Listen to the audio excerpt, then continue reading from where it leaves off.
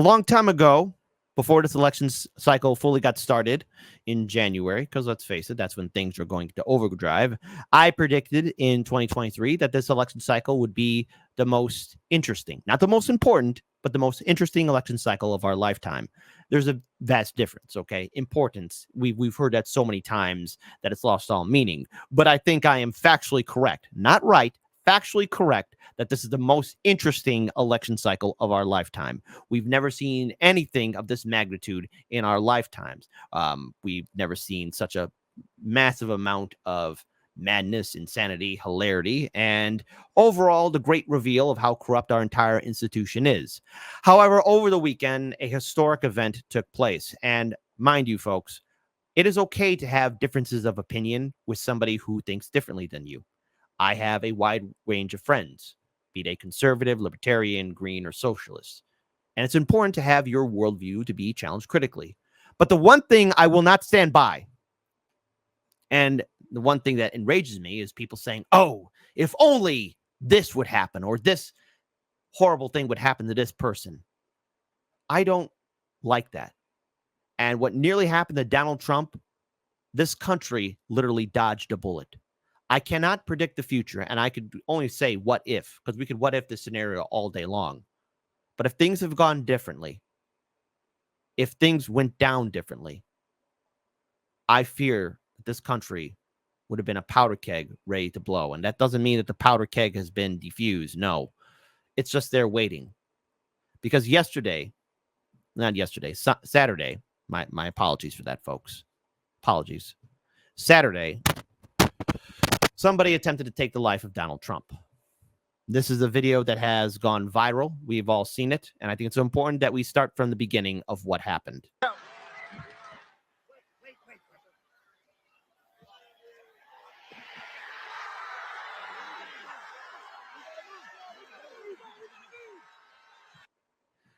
Now, with that, Donald Trump decided to comment. This is the aftermath of what happened over the weekend. In just 48 hours, the entire election cycle has been changed forever. And it is my opinion, others can more or less agree as well. There's been other people saying the same thing too, that Donald Trump is the anti-Civil War candidate. And that it's very well likely that Donald Trump has secured his election within for this 2024 election cycle.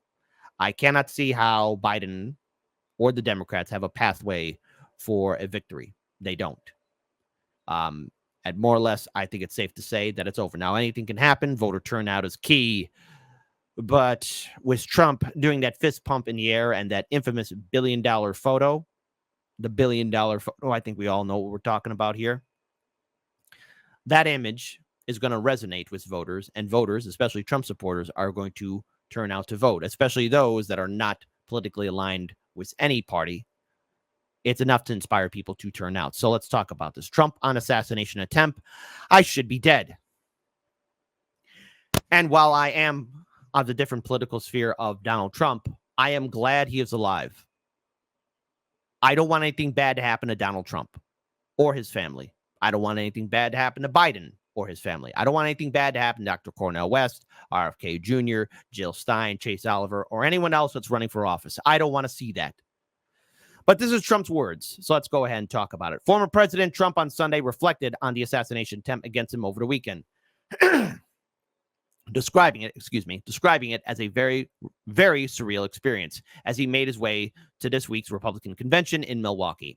I'm not supposed to be here. I'm supposed to be dead, Trump told reporters of the New York Post and Washington Examiner aboard his plane to Wisconsin, where the Republican National Convention will kick off Monday. The doctor at the hospital said he never saw anything like this. He goes on to say he called it a miracle. He continued adding the doctor told him he never saw anyone survive when hit by an AR-15. By luck or by God, many people are saying it's by God I'm still here. The former president also applauded the Secret Service for its response to the shooting. Trump, you're being a little bit too nice there, okay? Which took place last Saturday at a campaign rally at Butler, Pennsylvania, roughly 30 miles north of Pittsburgh. They did a fantastic job, he added. It's surreal for all of us. Trump was on stage for less than 10 minutes when a series of shots was heard, and the former president grabbed his ear and neck area. Secret Service agents stormed the stage as they brought Trump to his feet. He pumped his fist to the crowd and mouthed the words, "Fight." Photographers at the rally captured the moment of Trump's fist pump in the air, which has been heavily circulated on social media shortly after the incident. A lot of people say it's the most iconic photo they've ever seen. Trump said in the interview, they're right, and I didn't die. Usually you have to die to have iconic photo. Okay, Trump, come on, calm down a little bit. I hear you. I just wanted to keep speaking, but I just got shot, he added. See, now, here's the thing. You can argue that this is a Theodore Roosevelt moment because Theodore Roosevelt, some douchebag tried to shoot at him. And if you've never read the story of Theodore Roosevelt, it's a story that should inspire you all. America's Lion. It's fair enough to call him that. The man got popped, survived because he had a book in his chest, covering his heart. And he went on to speak at another event just a few hours later. One could say history doesn't repeat itself, but it sure does like to rhyme. One can argue that is the rhyme. The shooter, identified by the FBI as 20-year-old Thomas Matthew Crooks of Bethel Park, Pennsylvania, was fatally shot by authorities moments after he fired from the rooftop in the vicinity of the rally site. They took him out with one shot right between the eyes, the former president said, pointing to the bridge of his nose. The former president said he was grazed by a bullet, and one spectator, Corey Capratori, was killed while shielding his family. 2 other spectators were injured, and Pennsylvania State Police said they were in stable condition as of Sunday. Trump, during the interview, said he has given thought to attending Capratori's funeral. Apologies if I got the name wrong. I apologize. The former president also said he decided to depart for the convention Sunday afternoon because I cannot allow a shooter or potential assassin to force change to scheduling or anything else. Perception drives reality. If this had been Joe Biden, no, he would not be here. He would not be at any event or rally. He is slated to formally accept the GOP nomination Thursday night. You've got it, Trump. And is widely expected to name his running mate during the convention, likely on Monday. So that's today. So we'll find out.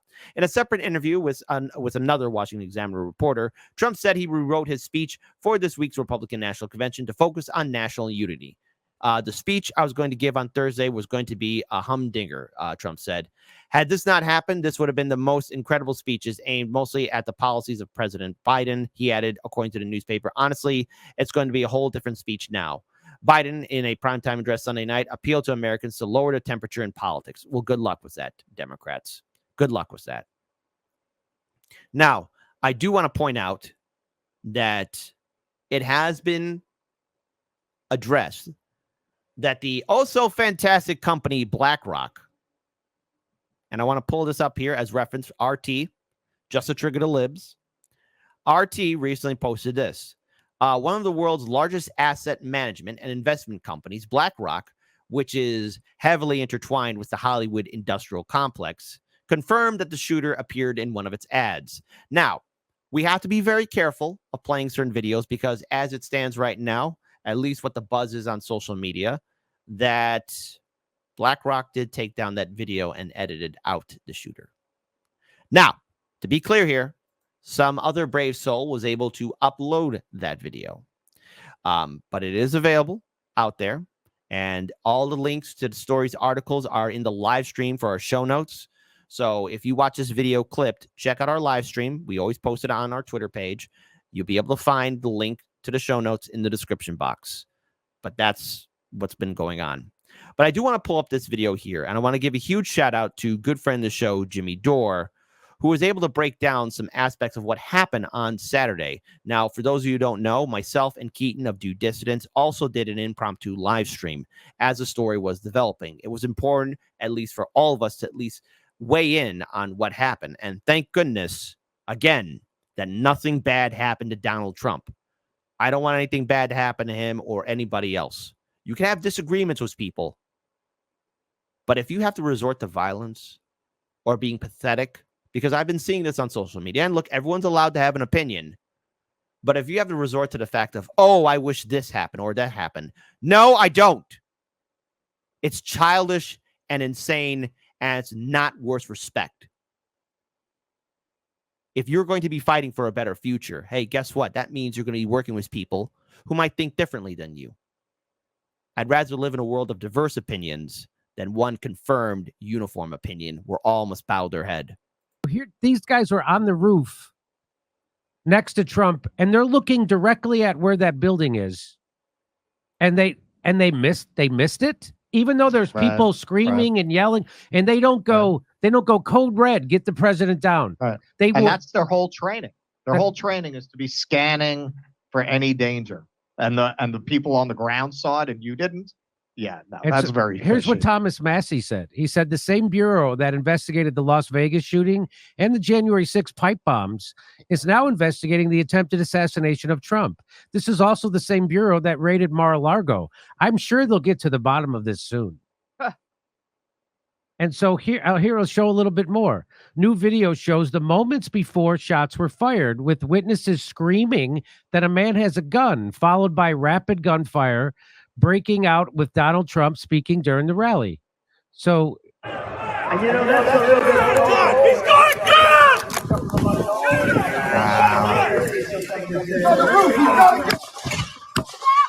So there's people, regular people spot this guy. Yep. You're telling me the Secret Service sharpshooters didn't spot this guy? They have binoculars. They have drone coverage.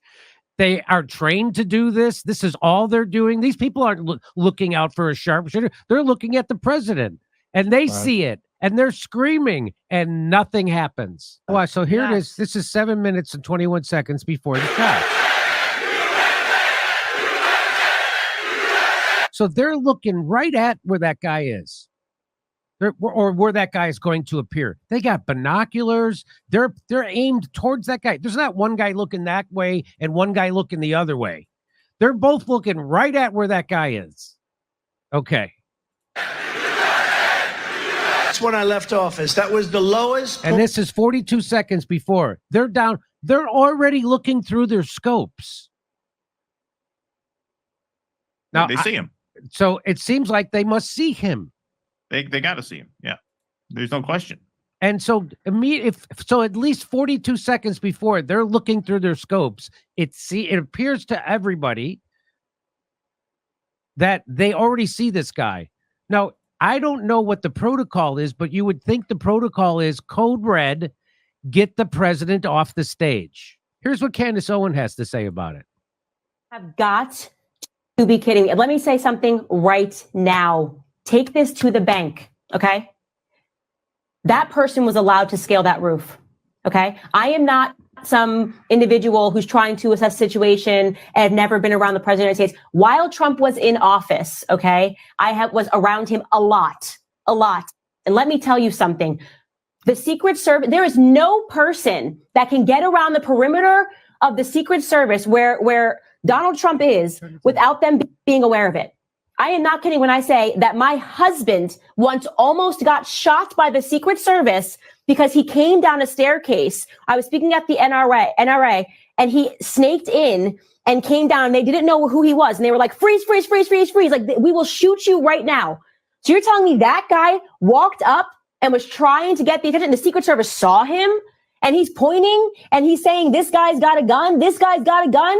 And they're pretending they don't know what's going on. I mean, am I crazy? Do you guys actually believe this was a failure? Now, let's have democracy in the chat. I want to be as serious about this as possible. Do you think some kind of stand down order or confusion or something was going on in which caused a lack of cohesion? Type 1 for no, Kit. It was just circumstance and coincidence. Type 2, I'm sorry, bro. This is very suspicious. There's many things. There's many red flags. If this is suspicious to you, type 2 with some red flags in it. Want to get your thoughts? Let's have some democracy in the chat while we still have it, or the idea or concept of it. In intelligence? All of these Secret Service agents crawling around, and you don't think just what that guy said, that is common sense, okay? They're trying to now tell us that common sense is a conspiracy. That is the new thing that they're trying to tell the public. Common sense is a conspiracy. You're telling me this guy was able to walk up with a rifle in his hand and scale a roof, and you don't think the Secret Service, and let me tell you, they get there days before. Let me tell you how a security apparatus is supposed to run. Days before, they get in and they look at every possible angle in which somebody could hurt the president, okay? And I'm not even talking about once you get to the Secret Service. I'm talking about if you just have security in general. Before you speak, they will go, hey, this is the stage? Okay, let me tell you, that right there is a problem. They'll mark that as a spot. That right there is a problem. We need to know who this person is. They'll knock on doors, okay? They got to figure out every possible angle that any individual could potentially get on a roof, because you know what? This has happened in the past. People have been shot from roofs. People have been shot from windows. There is a 0% chance that some random person with a rifle was able to scale a roof, unless there was just an unbelievable failure in intelligence. And you want to know why it's unbelievable? Because I don't effing believe it. I don't believe it. I want the names of the Secret Service agents that allowed this remarkable security failure to go down. Because I don't believe this. I'm done with this. I don't believe this, not for 1 second. Now, this is the problem. Here's the real issue. There's a lack of accountability, and especially with the failure, let's be very clear, failure for security of the candidate. Now, I understand it was brought up by a few of our moderators too. You know, these politicians, all of them, including the independent candidates, they're very rich people, or is it very well-to-do? They don't give a damn about any of us. You know, let's be very clear. A lot of politicians don't give a damn. However, what I find interesting, especially for this election cycle, though, because no matter what, I don't want anything bad to happen. I really don't. Because people's emotions will get the better of them.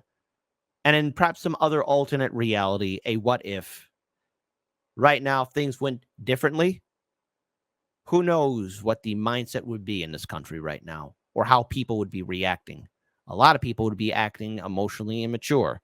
And I do hope, for this country's sake, that Trump's speech at the Republican convention on Thursday will be a speech of unification and peace. I don't know. Maybe that's a bridge too far. I'm too idealistic for my own good. Sometimes it causes more trouble than good. But I do hope that there is some peace. But what I find interesting is that this isn't the first time that the Secret Service was called up for its hypocrisy or not protecting, presidential candidates. Case in point, RFK Jr.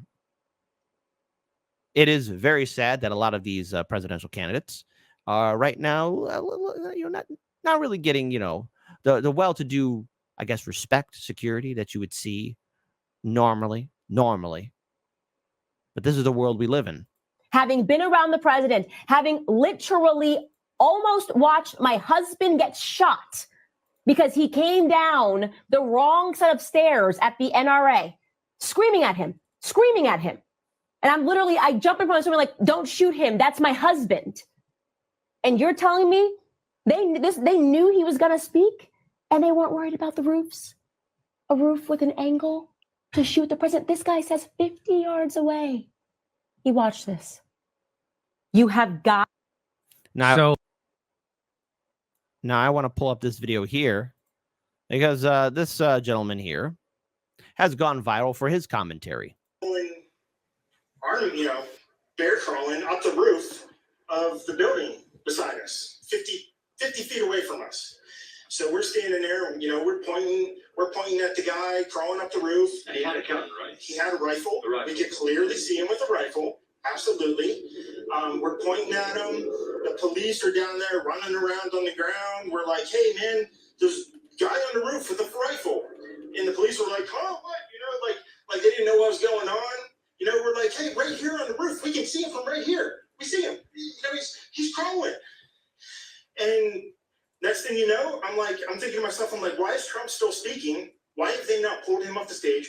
I'm standing there pointing at him for 2-3 minutes. Secret Service is looking at us from the top of the barn. I'm pointing at that roof, just standing there like this. And next thing you know, 5 shots rang out. So you're certain that the shots came from that guy on the roof? 100%. And he was up there for a couple of minutes. He was up there. You saw him up there for a couple of minutes. Absolutely. At least 3 to 4 minutes. And you were telling the police in the Secret Service? We were telling the police. We were pointing at him for the Secret Service, who were looking at us from the top of the barn. It's very suspicious. that no one actually did their diligence, their job. I mean, hey, Trump, probably speaking, is still a little bit in a state of shock because we're all people after all. However, there was a failure of security. There was. One has to wonder. The reason why I mention this is because during my time in the Marine Corps, we did site security training. And during both my tours, yes, we would do security around buildings and other key locations. We have done that before. And there's always every single variable. That's what our commanding officers taught us, our staff NCOs, our NCOs. We all knew. We all knew what the mission was. To scout the location, protect it, lock it down, any avenue of approach that would hurt the target or said person, we had to do site security. That's just what we were taught. That's what I was taught in the Marine Corps, especially in my unit. It is rather suspicious that there was sloppy behavior happening, and it was quite sloppy indeed. They were looking at us the whole time when we were standing by that tree. Could they see Binoculars. Could they see him? Probably not, because the roof, the way the slope went, he was behind where they could see. But why is there not Secret Service on all of these roofs here? I mean, this is not a big place. Did you see? I mean, obviously, everyone when the shooting started, everyone was very panicked. Did you see what happened to him at all? Oh yeah, they blew his head off. Okay, sorry. Secret Service blew his head off. Okay, just be careful because we don't quite know who's watching, but you're pretty sure they shot the guy. Absolutely, 100%. Okay. Yep. You saw that happen? Yep. Okay. Yep. And did you see them go up to him afterwards, or? They crawled up on the roof. I like how the BBC reporter says, careful, we don't know who is watching. Political police. They had their guns pointed at him, make sure he was dead. He was dead, and that was it. It was over. It's incredibly shocking. The guy was on the roof right there. You can see the white roof right there. Did you get a look at him? Could you? No, other than he was in muted colors, tan type clothing. We saw the rifle flinging around as he was trying to crawl. I mean, we saw the rifle, 100%. Do you know about guns? Do you know what kind of weapon it was? Oh, I absolutely know about guns, for sure. Yeah, No, I mean, it's a rifle of some sort. I wouldn't know, I wasn't close enough to read the label on it, I'm but not sure, but it was a rifle of some sort. Yeah, absolutely. So, how do you process what you've just seen? There's a lot to process. Unfortunately, a firefighter, did lose his life. Now, there were two other people who were injured. They're in stable condition, according to local authorities, and Trump has indicated that, yes, he should be dead. It is rather luck or by miracle that he is still around. But, folks, this isn't over.